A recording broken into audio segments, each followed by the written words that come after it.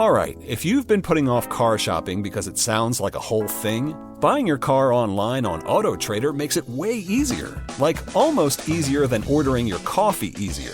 Really. You can shop tons of cars online, compare prices, check financing and trade-in options, all from wherever you are. And if you want to start online and still go to the dealership for a test drive, you can do that too. Really. What I like is the flexibility. Start online, finish at the dealer, or the other way around.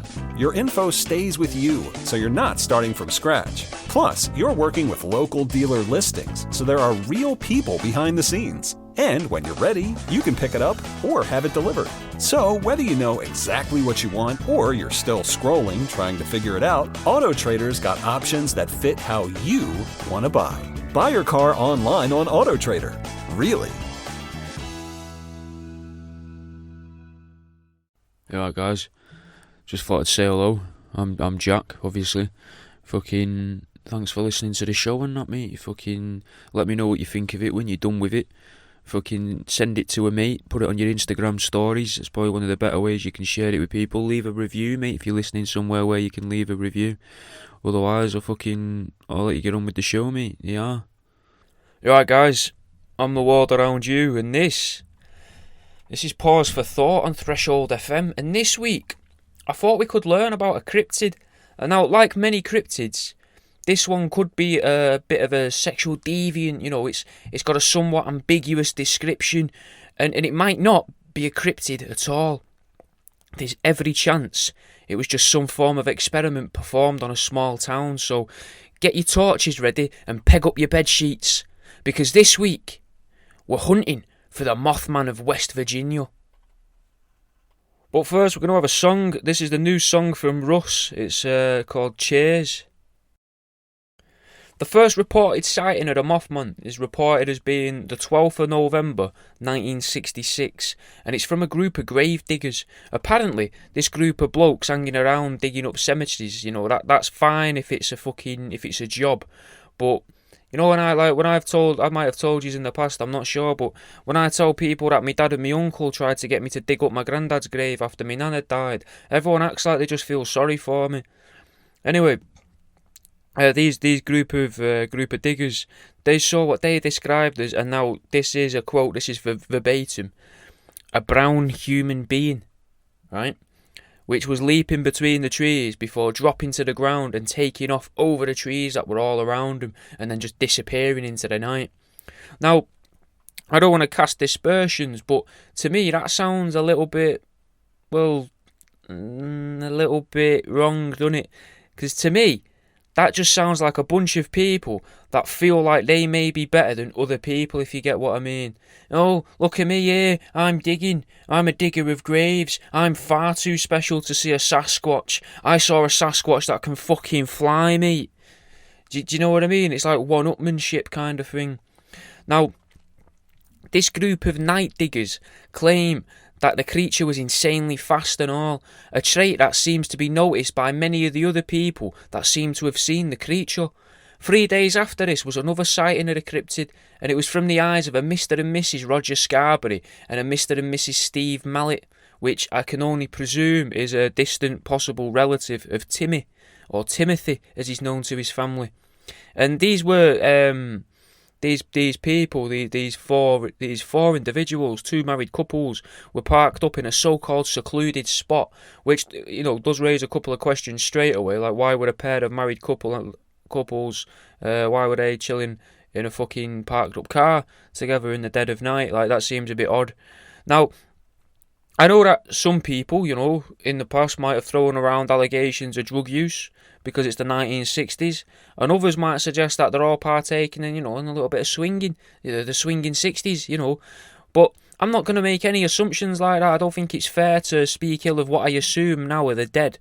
So we'll just say that they were doing, you know, maybe a little bit of hand stuff to each other amongst the couples, you know, like Mr. and Mrs. Roger were, Mr. and Mrs. Scarberry, let's call them, were having a little, might have been having a little bit of a fondle of each other, whilst Mr. and Mrs. Steve Mallet may have been having a little bit of a fondle with each other, and we'll just leave it at that, you know, we're not going to make stuff up about them. But there is a chance that all of that must have opened some form of portal, like Jack Parsons had been trying to do around a similar time. You'll remember Jack Parsons was involved with L. Ron Hubbard, and they were trying to open portals. Now, this portal that opened up could have been a window into the realm of the Mothman, or maybe one of them had their eyes closed, right? Who's having a little bit of a fondle or being fondled, maybe just a slight slim possibility that just as they reached orgasm, let's call it, let's keep it nice and polite, it's a daytime radio show, just as they were orgasming, they started fantasizing about getting a little handy from a giant moth antenna, which, though, that's not all that believable, really, because antennas look pretty sturdy. Not much giving an antenna. Proboscis, the twisty bit that comes off the face, that curly bit that they can move around on the faces. A little bit more sexual too, because it's got the little hairs on it and the way it sort of spirals round like it could cup you and comfort you, Anyway, like I said, I won't be making any assumptions, but it's just a possibility, they could have opened a portal by performing sex acts in front of each other and just happened to have done it in the right place at the right time. Anyway, it's just something I was thinking about because of what we learnt the other week in that episode about the graves with Jack Parsons. But it could also be possible that the grave diggers were actually just like how I imagine goths to be as well. That this could be why the grave diggers seen them, because I've always thought that the goths back at college that hung around in the cemetery, they were just doing that so they could fondle each other in private. That was my own assumption of them people that I went to college with. And maybe that's what the grave diggers also did. Maybe, as well, that's why grave diggers and people like that and people that hang around in the dark at night time, maybe that's why they see more ghosts. Maybe they're all partaking in these perverted activities, little sexual acts, and that's making them be a bit more open to these portals, and they're actually opening these doorways. Maybe that's why there's laws and rules against things like dogging, because the big they fucking know that if you keep doing this, if you keep going parking in fucking car parks and outside of fucking woods and in the woods, because the woods are a spooky place anyway, you don't need to be opening fucking portals to other dimensions in there, do you? But people could be doing it, and that could be why there's laws, because it's always seemed a weird law that you can't do things like that in public, like that's set in stone. No, you can't do that. Yes, you all want to do it, but you can't do it. Seems odd. Same as flashing people as well, that seems odd, but I mean that's kind of invasive in a weird roundabout way. Not that invasive, but I mean not even intrusive either, because you're letting them see a part of you. You're not asking to see a part of them. If anything, it's sharing to the extreme. Anyway, it would be interesting to see how many of these doggers, though, have had paranormal experiences, won't it, whilst out in a lay-by, And if you're a dogger and you're listening to Threshold FM and you've had a paranormal experience whilst hanging out at the back of another man's wife, then get in touch, and we might talk about it on a future show. Have you on for a little chat. And it would be a great way to see if sex magic does have any links to opening portals to other dimensions without actually having to do it myself, because it seems dangerous to do, especially with all these STDs that are knocking about. Now could that be, keeping with the same mentality there, could that be why hotels tend to be haunted as well? Because there's a lot of people going to hotels and, shagging people that aren't the wives and husbands, and shagging the wives and husbands as well, if they've been having a bit of difficulty at home and they've thought to themselves, I'll book us a weekend away, that'll fix things, because she won't be around the dirty house that we've not been cleaning and looking after, but we'll be in a hotel, which will be fine, it'll work there, we can do it there. Now, because of all of the sex that's happened in hotels over the years, could that actually be why they're haunted? Because they've opened so many portals to these different dimensions. Anyway, getting back to Mr. and Mrs. Scarberry and Mallet, though, could jokes about them pair, well, them pair of quadruple people, quadruples, quadrupeople, could we call them quadrupeople? Can we call Mr. and Mrs. Scarberry and Mr. and Mrs. Mallet quadrupeople? Or does that somehow imply that they're either centaurs or disabled? Either way, the pair of Mr. and Mrs. Scarberry and the pair of Mr. and Mrs. Mallet, could the jokes about them that I can only assume and I hope were being made about them at the time and in the newspapers as to, why they were hanging around in these back lanes and that together of a night time, Could that be where we actually get the sayings and the words for rogering and nailing from? Implying that these people may have been, comedians or people on TV at the time might have been implying that these people were having it off in the car before they were interrupted by a 7-foot tall jet black creature with white wings and 6-inch glowing red eyes, right? Just a way to ease people into the cryptid stuff, like, oh, look at these weirdos shagging in a field. And they were spotted by the Mothman. And everyone's already laughing, so they've took in the Mothman thinking, oh, the fuck's a Mothman? But it's still funny. Fucking, oh yeah, rogering, I'm going to say I'm rogering my missus tonight. So maybe that's where that came from. Anyway, getting back to the cryptid though, the main piece of the show, if you like. The victims of this, let's call them a paranormal people, suggest that the creature reacted adversely to the headlights of the car, right? That's what, I think it was Mr. Scarberry said, that it didn't like the lights. And that's made me wonder if that's why we have such strong lights in cars. Like why we've worked rapidly harder over the past 60 years to improve car technology than we did in the 60 years prior to the Mothman encounters. Because you've got to think about it, innit? And I think it's weird that, in a way, we seem to have plateaued in vehicular technology, if you like, at some point, maybe, let's say, in, like, I don't know, 2002. Let's say cars haven't got any better, really. There's not been any major changes apart from electric cars and hybrid cars. But really, that's still just a car. It's a fucking block of metal on 4 wheels. They haven't improved it, have they, beyond belief? They've not changed much. But one of the things that they have changed, right, and made better is they've added LED lights and stronger headlights, lights that we perceive as stronger. Headlights, right, that fucking blind the driver when they're in an older car. Happens to me all the time, pisses me off. But maybe this is why.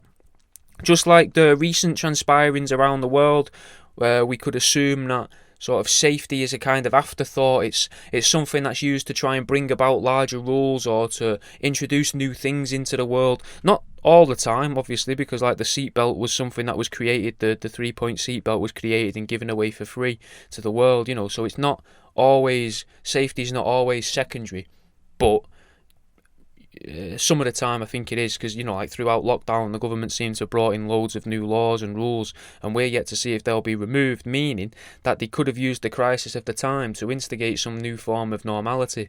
Now, using that same avenue of thinking, I think it's very likely, that the increasing power of car and motorbike headlights are less about increasing visibility, because there's now more cars on the road than ever, right? You can't deny that. So it's actually statistically are much easier to see a car on the road than at any other time in human history.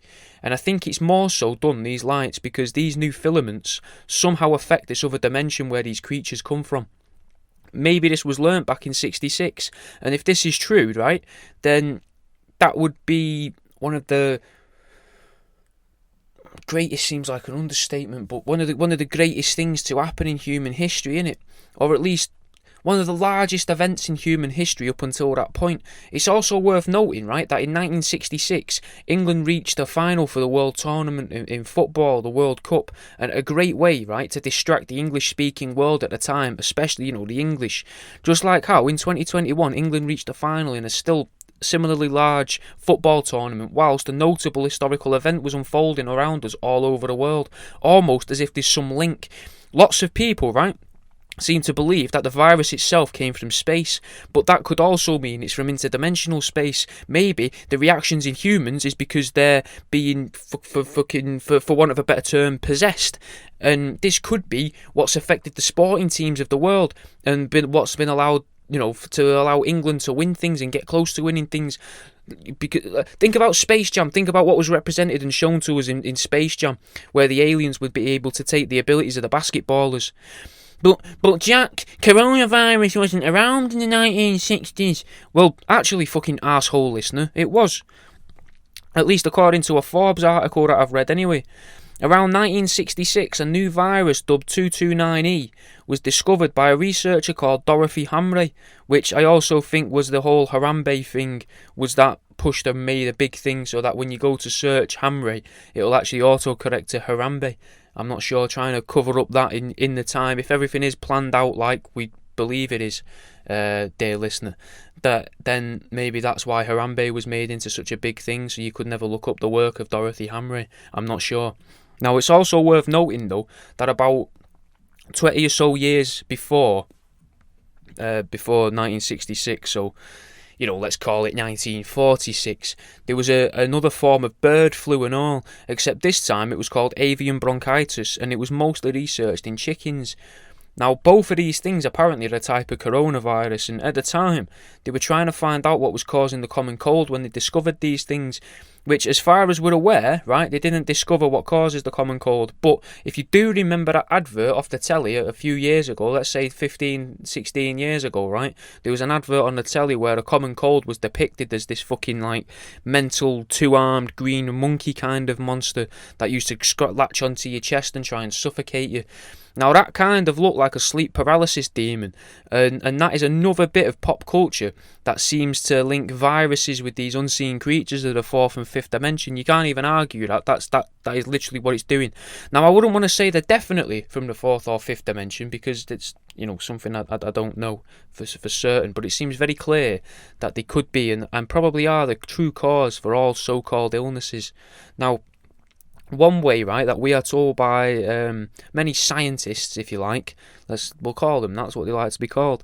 One of the things that they tell us is that strong enough light can kill a virus, innit? Or can at least kill or damage microorganisms. Sunlight, for example, was supposed to, and I think we've been told that recently, it can damage viruses. Silver, that's also antibacterial, both of which, silver and sunlight, or more specifically, let's say UV light and silver, fucking detrimental to vampires, right? And vampires could fucking well easily be an interpretation of a person that has been mostly taken over by these extra-dimensional creatures. Now, I also believe that vampires could be the reason for mirrors becoming much more affordable as well. Mirrors tend to now be lined with aluminium rather than with silver, which means that they can be accessed the world over, innit? It also means that a vampire can now see their own reflection in the mirror because there's no silver in there.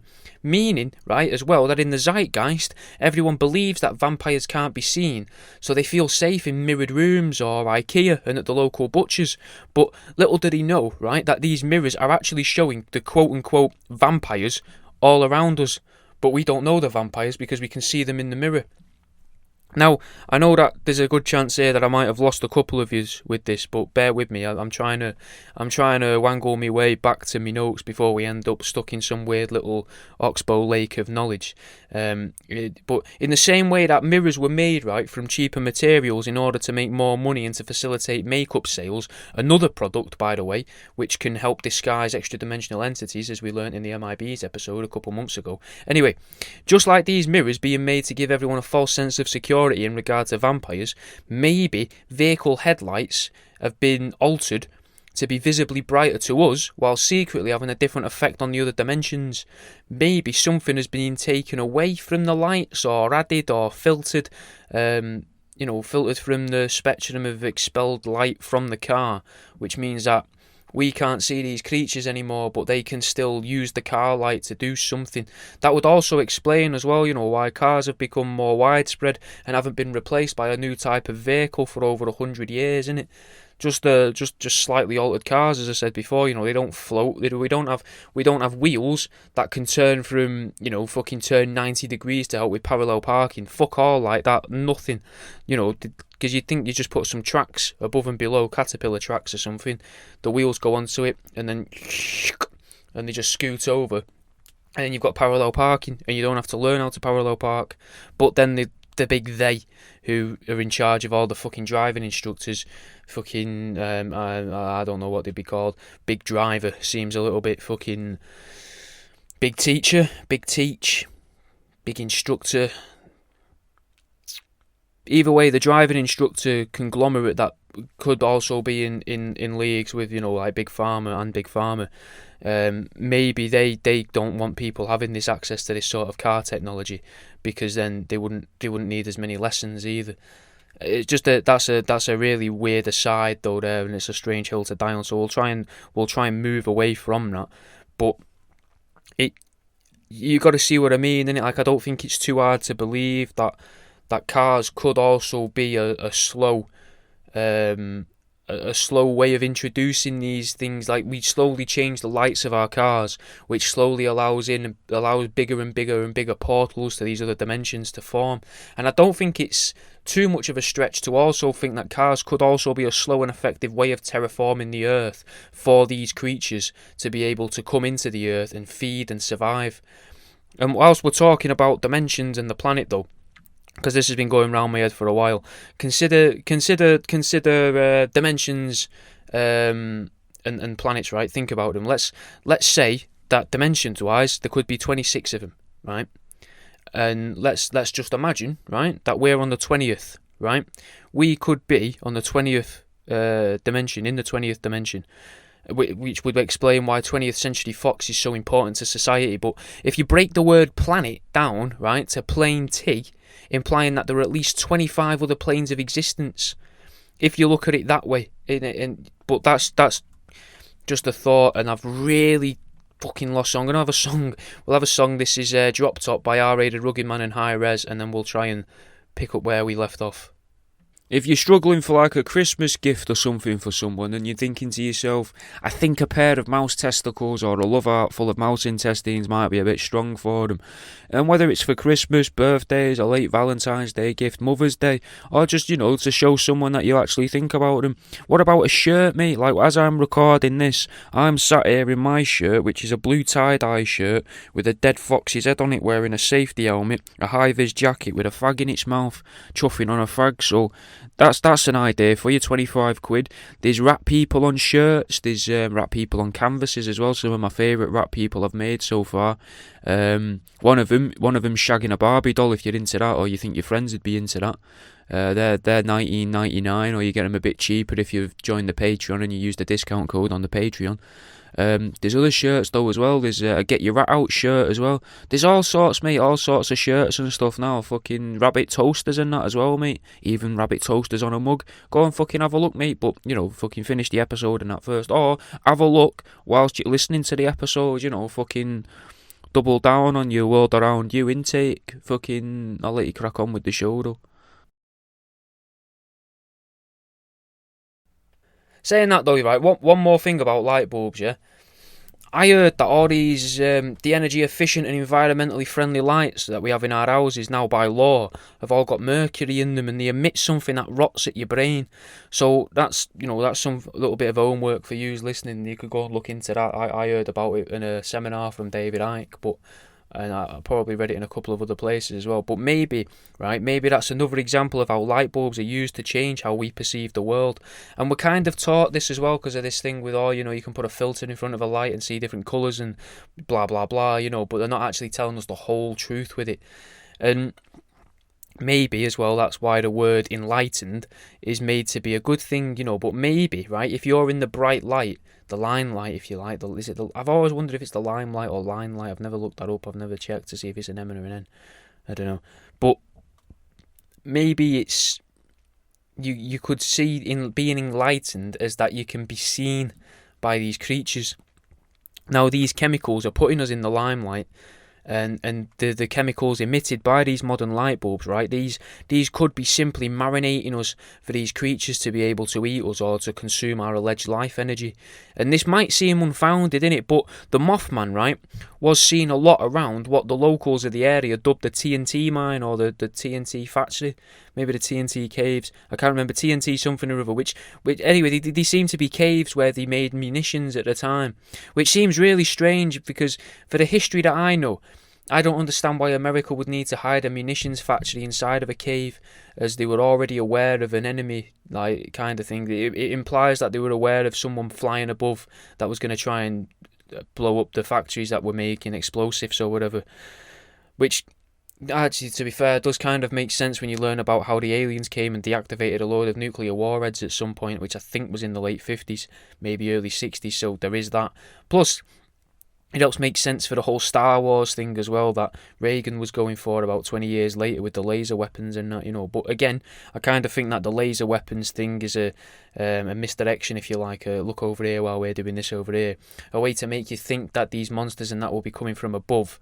But realistically, all those satellites that they're in the sky, they just face the Earth. So I think they've put them there so that when these creatures appear through these portals, they can hit them with these strong beams of light and destroy the doorways or the portals to protect us. But with that, all the concerns about the people that have made agreements, with the so-called aliens and that, it does really confuse me, because I can never work out if the lights from these satellites that would be being emitted would be used to expel the extra-dimensional entities, or to be able to create these portals to kind of welcome them into our realm. But anyway, satellites aside, it makes sense that these mercury-filled light bulbs are seasoning us, or because the Mothman seems to hang around this TNT location, implying that it could be nesting there, or the TNT mine could be its feeding grounds, eating up all these chemicals, slopping them up and that, maybe even using the chemicals, right? Maybe it's a man where something went wrong and he's trying to revert himself back into human form. Or maybe it's an extra-dimensional entity or an alien that can shapeshift but can only do it every now and then unless they recharge themselves with chemicals and that. And now they're trying to recharge themselves so that they can shapeshift again and disguise itself as a human. But I have really fucking lost myself here. I said we wouldn't talk about light bulbs anymore and I did, so we're going to have another song and then I'm going to get back to my notes. This is Razorblade Salvation by Jedi Mind Tricks. Right, getting back into what we actually know, rather than just my thoughts. And we'll continue with the timeline that I tried to set out earlier, right? Now we've got, after Roger and Mr. and Mrs. Mallet, right? We've got a couple of firemen, except they weren't real firemen, they were volunteers or something along those lines, I can't quite remember, but it's almost like the fire department of Point Pleasant were kind of edging the bets just in case these fellas decided to release books or maybe went public later on, so that they could choose to not be affiliated with the guys that spread the news about the Mothman. Now, it is worth noting that even if they were unpaid, you have to believe that these wannabe firemen, let's call them, were hoping to later get a full-time job in the local fire department. And that means that even at the level they were at, there's still some form of government worker and would have to toe the party line in it. So if their organisation is categorically against their population knowing the truth that the firemen saw the Mothman, then that means that the firemen would have to lie about seeing the Mothman. Now, I really wonder, though, if this is something that has changed retrospectively. Have they gone back and edited this in the newspapers or whatever? Mostly because it seems weird to have a news story about two blokes seeing what they simply described as a very large bird with red eyes. And that's what's really annoying about this whole Mothman bit, because it gets, around this bit, it gets really easy to just debunk it all. But to understand the debunking, you really need to know what it is that we're debunking. Now, a man that was called, a man professor called Dr. Robert L. Smith claims that the sightings of the Mothman were nothing more than a species of bird known as the sandhill crane. And this shows the limitation, in my opinion, of the use of science in our world, especially in the modern world. Scientists they'll use very little evidence. He completely disregards all the first-hand evidence from the married couples, which you got to remember are people that have always been very highly regarded in society, or at least so we're told, until they see the Mothman, until they see an alien, until they see a UFO in the sky, until they see Bigfoot, until they see a ghost, until they see Nessie and get a picture of Nessie, until they get a picture of Bigfoot. They're the highest in society, and then we look down on them when they see these things. We pretend that they're not worth listening to. And these scientists, right, they'd rather just use a checklist, but then they'll only check off one item, maybe 2 items on that checklist, rather than all of them, which would say you've got a list of fucking 10 things, and if it's got all those 10 things, it's a sandhill crane. If it's not got all of those 10 things, it isn't a sandhill crane. It could be a sandhill crane, could also be something else though, innit? But they would rather check off 1 or 2 of these bits on this checklist and then say, yeah, it must be a sandhill crane, this must be. But if I said to you, as an example off the top of my head, if I said to you, I've got this thing in my hand, right, that grows on trees. It's a purpley colour, and it's got a stone inside it, right? Straight away, that could be a plum, could be a cherry. You couldn't tell it's definitely one or the other just from that information. It's forever either a plum or a cherry. Like, surely, in the very thought of science, like, it's the Schrodinger's cat of the fucking stoned fruits, But, obviously not let's get calm down a bit, and I'm losing myself again. I don't know why I'm getting etchy over this episode, but it's not either in the scientists' eyes, it's not either a sandhill crane or a 7-foot man-moth hybrid living in a cave. It's definitely a sandhill crane in the eyes and expertise of Dr. Bobby Smith.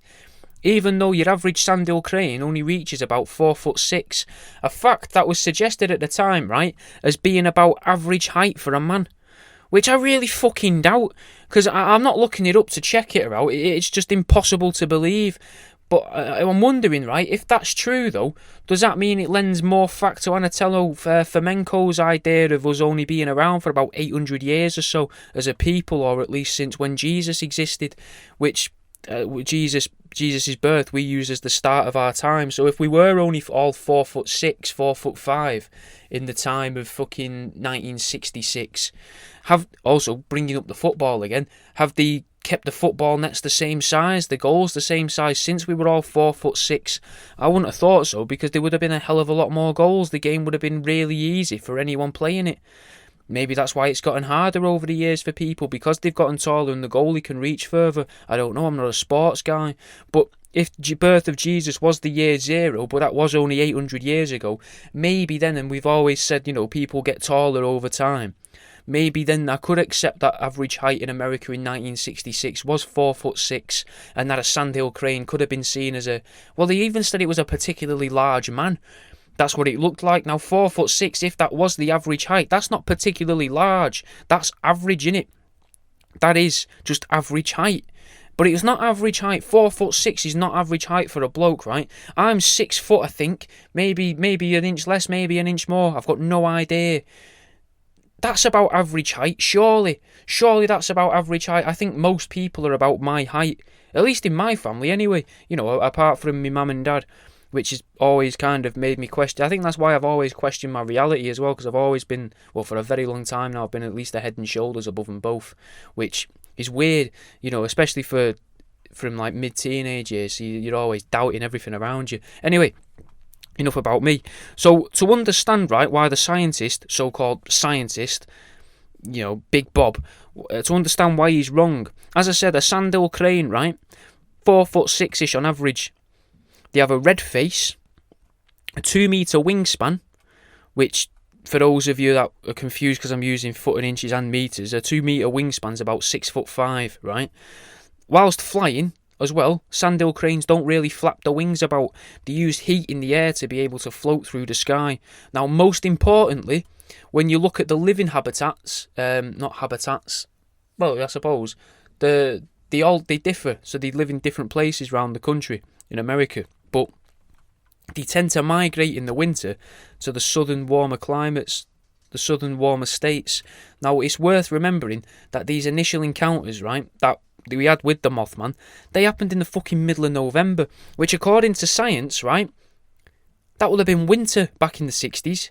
It would also have been much colder than the Novembers of today, if you believe science. So you got to believe that the fucking sandhill cranes would have fucking left there, innit? They definitely would have left, because it would be cold. It's now the middle of winter. It's no longer the middle of winter, November, according to science, because of so-called fucking man-made global warming. Another flaw, as well, that I found in the sandhill crane theory, is that they have the longest-lasting fossil record of any bird species, or at least one of the longest. And spanning around, fucking 1.5, 1.6 million years ago from, these fossils. That's what I think it said. Anyway, I've wrote down 1.5 to 6 million. Anyway, now that's a very long time ago, innit? But the same article that I read, it did claim that these birds haven't changed since then, which completely disregards science in terms of evolution, because if what we learnt about dinosaurs is true, then that means that fossils are man-made anyway, much like recent global warming, if you believe science, and that means that these fossils could have been put there by the big they in order to cover up the Mothman and his very existence. Yet just another example of America trying to destroy or alter world history. And maybe, right, if the Mothman is a solitary creature like the monster of Lake Champlain, which we learnt about in fucking ages ago, then it's another example of the Americans trying to completely eradicate a people. Because I will say, now I will go down on record as saying Mothman is definitely more man than moth. Now, to help understand why Robbie Smith was wrong, or if we say it a little more clearer, a liar, to understand why Robert Smith was a liar, right, we need to understand the Mothman a bit, because I've not really spoke about him, and the whole show's supposed to be about the Mothman. So I'll tell you a little bit about the Mothman now. I've compiled all of the descriptions about him that I could find, and you've already heard a couple, but just bear with me. Now, he was described by the gravediggers as a brown human being. He was described by the folks in the cars having white wings with a 10-foot wingspan, bright red eyes that are about 6 inches apart. I've read stuff about him being a clumsy runner after he tried chasing after a car and he was flying fine on low ground and he ran off into the fields, but it was all clumsy, like falling all over the place. Other people have said he looked like a man with wings. Some people have even said he resembles a sleep paralysis demon. Now, to pick that apart, it's a shame that you can't see that list of words in your head and this next bit, but I'm going to try and do my best to try and build that in your head for you. Sandhill cranes, right, they're a kind of browny colour, predominantly grey, I would say. They're more of a grey coloration, and they have a 2 metre wingspan as compared to Mothman's 10-foot wingspan. So that's like, I don't know, like 6 foot 6'5"-ish, 6'4"-ish wingspan compared to 10 foot. Big difference. They do have red faces though, Sandhill cranes, around their eyes, like that red, bright red fleshy bit, but nothing I can see about them and learn about them suggests that they then reflect light from the face like a fucking back of a bicycle. Do you know what I mean? Also, their heads look nothing like a human head. If anything, they look like a type of heron. A heron crossed with a small ostrich, let's say. A rhea with a long beak. And they're also a bird as well, which is worth saying. I don't think I've actually said they're a bird. I thought you'd get that by crane, but, not to assume, I'm not going to assume anyone's intelligence. And if they look like a bird, they definitely don't look like a human at all. There's no part of them that makes them look like a person other than the bipedal. The heads are nowhere near 6 inches in width either, so it's hard to believe that the eyes would in fact be 6 inches apart on a sandhill crane, on any type of sandhill crane. I'd also say that they run with intent as well. I've watched a few videos now of them running, which I'll add to my Discord, I think, if I remember, when I put the show out on Wednesday. Now, it could be possible that somehow there's been a wildly mutated one that's knocking about in the hills because of the munitions factory and any chemicals that may have leached out into the soil and infected things with. I'm not sure. But if we are to believe scientists, then that itself is nearly impossible because evolution takes millions of years. And we've already learnt from fossil records, right, that they haven't changed for about 1.5 million years. So I'd argue that rules that out almost completely. So we've completely debunked the Mothman debunking. I just think it's strange, I really do, that yet again a scientist is happy to rule out something mental by using outlandish claims of a 7-foot freak of nature bird that chooses to chase cars. Now, personally, I've never witnessed a sleep paralysis demon, because that's the end of the little list of the checklist there, but I've looked at artwork for it, people's drawings and that's the closest we're going to get to a photograph of such things without access to a Polaroid spectre. And it does seem to resemble some of the drawings that I've found. But it also resembles the idea, this is the Mothman, not the Sandhill crane, it also resembles the idea of the, just of demons and fallen angels and shadow creatures in general, maybe even a normal angel, which realistically, to be honest, most of them things are probably all the same creature anyway. Let's have a song. This is Concepts 2 by Khan. Well, seeing as this is the Mothman episode, right, I thought I'd just interject with a little advert for the shirts and artistic prints that I've got on worldaroundyou.com at the minute. Mothman with his cock out, mate, on a t-shirt, on a poster, and if for those of you that don't want to wear a massive swinging dick on your shirt, there's Mothman without his dick out as well. 25 quid for the shirts, can't remember the price of the prints, to be dead honest with you, but that's because of this episode. I waited until this episode to tell you about them on here, I hope. But yeah, because of this episode I started selling shirts, so there's all sorts of shirts, but yeah, fucking Mothman with his cock out. Anyway, well, let's get back into the story of the Mothman. The next interaction with the Mothman in the timeline that I've set out here, we got a bloke called Newell Partridge, aka the Newell Birdman. Possibly a guy that was jealous of being overshadowed by the Mothman, because he was the local birdman of the area, and now, the Mothman's here and doing better than he was. So he made up slanderous remarks about him, right? He reported strange patterns appearing on his telly and hearing these weird noises in the garden. So he says that he went outside and he shone a torch into the garden and he saw these two bright red eyes glaring back at him. Now, there is a chance that this could have been a sandhill crane. Let's, stick in with fucking Bobby Boy. But there's also a chance it could have been a pair of sandhill cranes having a little dance together, But, again, very, very unlikely, because there'll be no sandhill cranes in the area, because according to science, they migrate south. So you've got to, with science, it seems you've really got to pick and choose what it is you want to believe. What are you going to put faith in? What sort of science? What things do you believe? What don't you believe? And so let's imagine it's one sandhill crane, one very lonely sandhill crane in Virginia in the cold in November, because all the others have fucked off to the south for a bit of winter heat. And I'm wondering though, right? Could it be that the Mothman is a shapeshifter? I kind of touched on it before. Let's say it took on the appearance of the creatures that it thought were the main inhabitants of Plain T. Maybe it saw loads of cranes when it first came through its hole and gave itself wings and copied their way of communication, and then it was trying to learn and adapt, kind of like in Jeepers Creepers, I guess. Maybe that's what that could be based on, the Mothman. I never thought about that until right now. Maybe that's what Jeepers Creepers is based on. Jeepers Creepers. It sounds better. Could be the fourth one, I guess. Jeepers Creepers. But anyway, maybe then it learnt to adapt and become more human-like in order to blend in, which would also, just as a thing to mention here, it would tie it in with other things. Like, for example, with the TV disturbance, right? I did look into this a bit, and there was been, around that time, 1965, 1966, in West Virginia, there was fucking loads of poltergeist activity in the area. There was also a lot of Men in Black activity and Men in Black sightings in the area, before people really knew or had a name for the Men in Black. One, in particular, which is going to get his own episode, called Indrid Cold, which is a fucking creepy guy, known as the Smiler, known as the Grinning Man, things like that. Creepy. We'll do an episode on him, I promise, at some point. Right. But all of that, right? All of this going on at once really adds and lends itself to my idea of large sporting events being connected to alien activity. The perfect distraction or collection of people all feeling emotion in a confined space, right, in order to allow a portal to open.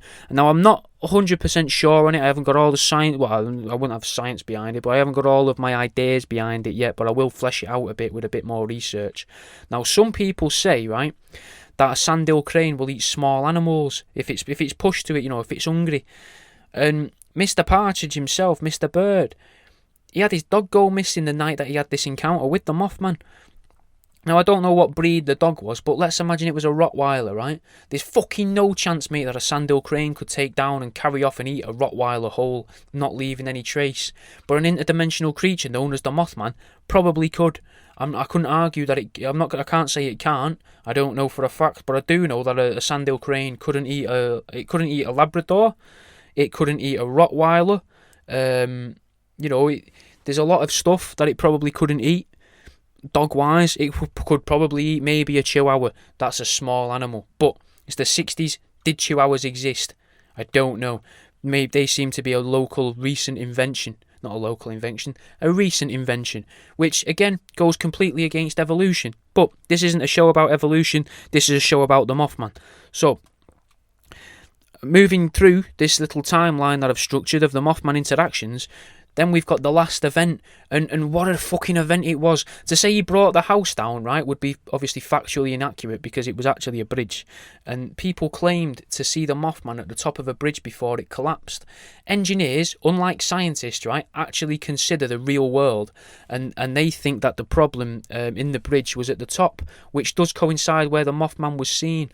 Now, what engineers believe the problem was is that it was done with, from my understanding of it, now I'm not an engineer, but from my understanding of what happens with it, right, it's like a metal rope going up and down and up and down and up and down, going higher and higher and higher and lower, and higher, getting longer and longer to make a suspension bridge. But for some reason back then they only made the bridges because they didn't know, supposedly, so they say. But I think maybe it was so they could sell the same bridge twice, maybe, which is something that we we get told about the guy that used to sell bridges that weren't his. Well, is that where this actually comes from? It's a way to try and disguise all this, but I will get into that in a minute. But these bridges, these suspension bridges, if one point broke, it didn't have any stability, so it would break. And they also say that cars used to be lighter, and all of a sudden cars were getting heavier and heavier and heavier because they were being made to pump out more noxious gases in order to terraform the planet ready for the aliens and extra-dimensional entities. So that's something worth bearing in mind. But anyway, that's the problem with the bridge, according to engineers anyway. Now, I do have some thoughts about this. I'm wondering if this whole Mothman debacle was a way to shine a light on bridges around America, and ironically, a light that lured a fucking massive moth creature. Could the whole Mothman fiasco have been a way to sell bridges? There was lots of other paranormal activity happening in the area at the time, and if it was all just some form of psyop or of some description, maybe it was just a matter of seeing which one of the locals would go for more, which one of these paranormal activities would the locals buy into more. The men in black weren't quite cutting it for the West Virginians, and the poltergeist was probably way too localised or too personal to the person experiencing it, and no one really cared. But a 7-foot-tall moth-human hybrid that could have fucking 4-foot caterpillars just lurking in the woodlands, waiting to invade your small town. Now that fucking would sell newspapers. That would probably sell newspapers now. And again, to tie it into sporting events, while all the fucking football stuff's been going on, what's been in all the fucking tabloids on front page for days, mate, during the fucking towards the final? UFOs. We've seen UFOs. Look at these aliens. People are saying aliens are real. Aliens, aliens, aliens. UFO, UFO, UFO. It's the same thing, mate. It's just the same thing. History repeats itself. It's fucking bizarre. And anyway, people only need to be kind of told about something as well repeatedly in order to start believing it. So this might be a way to get them ready for the aliens, because they're already happy because of the footballs going on. They're seeing the UFO stuff. They're taking that in, absorbing that subconsciously, and then they'll start believing it. But they've got to have it repeated to them all the time. Otherwise, they won't believe it. Because otherwise, like fucking church would only have to be once a month. Church wouldn't have to be every week if people could believe stuff just because they're told it. That church probably wouldn't be a service every week, if that was the case. Now, people were scared of the Mothman though, because he's the fucking Mothman. He's 7 foot tall, he can fly, he's got bright red glowing eyes, and he chases cars. They were also wondering what it wants, what's it going to do? And maybe the plan all along was to demolish the bridge in order to facilitate the sale and the lucrative construction that I would imagine goes into building a bridge. All of the transportation costs, the labour costs, everything involved with it. It's a lot of money moving around in it, meaning that they could immediately build a new bridge that engineers would say is more equipped to handle the added weight of them than modern day cars. But because it had never fell, no one would want to pay for a new bridge because there's no problem with the bridge. It's fine, the bridge still works. Why would I want a new bridge when I've got that bridge there? But, right, if the bridge had just collapsed randomly, the local government would have got the blame in it, or the local council or whatever it's called there. Whereas if they can manage to pin the bridge collapse on the almost mythical Mothman, then no one's to blame except an extra-dimensional entity that they can later convince people never existed in the first place once they've actually managed to sell bridges all around the country. Mothman-proof bridges, a true example of problem-reaction solution in one of its earliest forms. Now, speaking of overarching conspiracy though, I think there's a chance that it could have all been an experiment along the lines of MKUltra, like I said, with the psyops, widespread fear propagated by the newspapers.